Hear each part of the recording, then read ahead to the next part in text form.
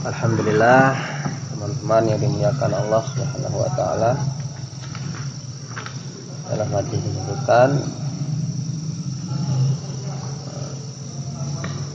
man kharaja fi talabil ilmi wa huwa fi sabilillah hatta yarji.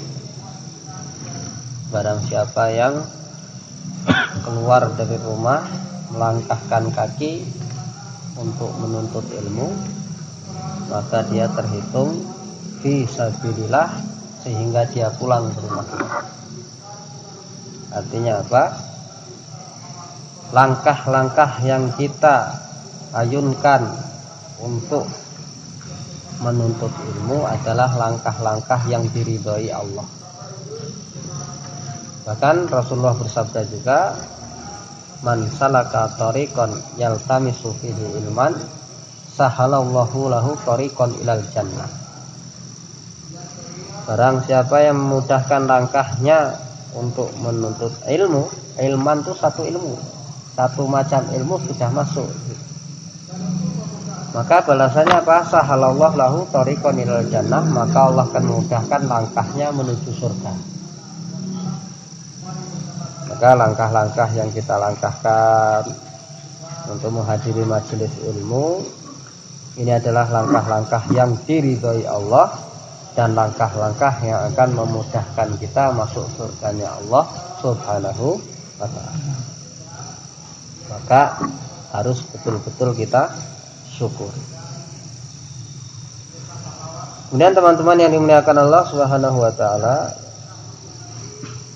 kita patut bersyukur juga mengenai iman dan Islam yang ada dalam diri kita. Begitu besarnya nikmat iman, nikmat Islam ini, sampai-sampai kita itu enggak merasa kalau itu satu kenikmatan. Kenapa? Hal yang hari-hari kita rasakan, hari-hari bersama kita enggak menyadari kalau itu kenikmatan. Contohnya apa? Udara. Nafas nih hari-hari kita hirup, setiap saat, setiap detik kita pasti bernafas. Begitu seringnya bernafas sampai lupa kalau nafas itu satu nikmat dari Allah. Air, butuh kita air, butuh. Di mana-mana pun mudah kita dapatkan yang namanya air. Saking banyaknya air, saking mudahnya mendapatkan air, sampai kita lupa kalau air itu satu kenikmatan dari Allah. Dan begitu sudah menjadi fitrah manusia. Makanya Allah Subhanahu wa taala firmankan dalam Al-Qur'an, wa qalilun min ibadiyas syakur, sedikit dari hamba-hambaku yang bersyukur. Jadi hamba-hamba yang bersyukur itu sangat sedikit. Maka supaya kita itu bisa syukur setiap saat dan keadaan, kita tuh harus tahu nilainya nikmat tersebut. Supaya kita betul-betul ingin merawat nikmat tersebut, kita harus tahu harganya nikmat itu. Sekarang kita semua ini sudah tahu yang namanya harganya emas. Maka kalau kita punya emas, dijaga betul. Masya Allah, dijaga betul. Sampai suratnya itu, kertasnya aja jangan sampai hilang. Karena kita tahu harganya emas, dan kalau menjual tanpa kertasnya tadi bisa berkurang harganya. Sampai yang berkaitan dengan emas, kertas saja disimpan betul itu.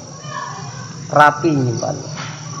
Kita tahu harganya uang.